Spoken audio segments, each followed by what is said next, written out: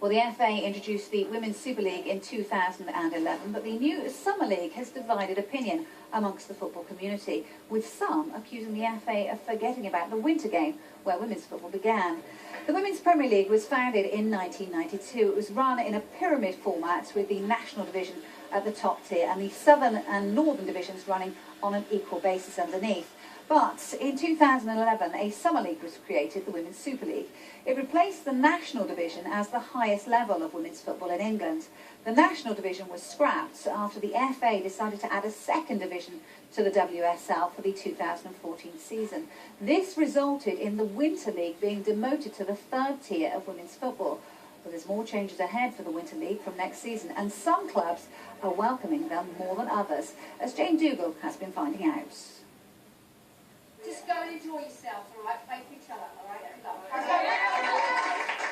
This is Jaquie Agnew's last game as Lewes manager. She's so concerned for the future of the game, she's moving upstairs to become ladies' head of football operations for Lewes.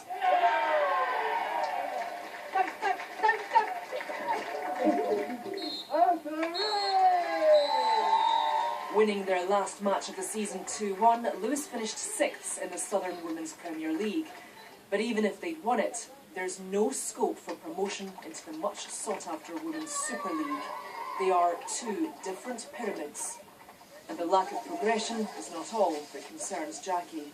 It's taken us 12 years to get into the Women's Premier League, and we get there and almost like the door has been closed for us. So we could be one of the best teams at this level. We could be probably, better than some of the teams in the WSL, theoretically, and yet I have to present and put a bid together in order for this club to go forwards. The gap over the next 2, 3, 4 years will just grow wider because there isn't the investment going into this level or below.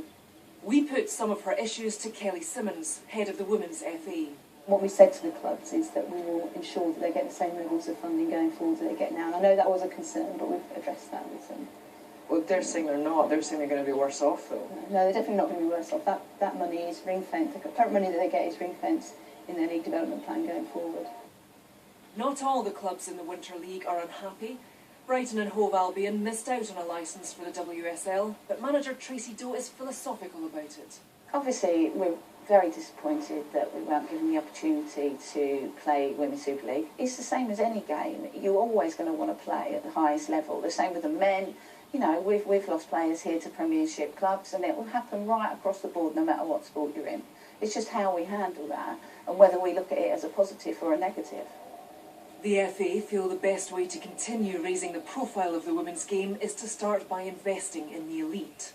And we think it could be professional by, over the next 3 or 4 years, but obviously that means there's been a lot of focus on making that happen, getting broadcast partners behind it, commercial partners, investing in the development of those clubs to accelerate it onto professional women's football. That doesn't mean that we don't care about the rest of the pyramid. Yes, they're all into the elite, and that's fine. That's great for women's football. We need an elite, but we do need to protect what's underneath it, because there won't be an elite if you don't protect what's underneath it.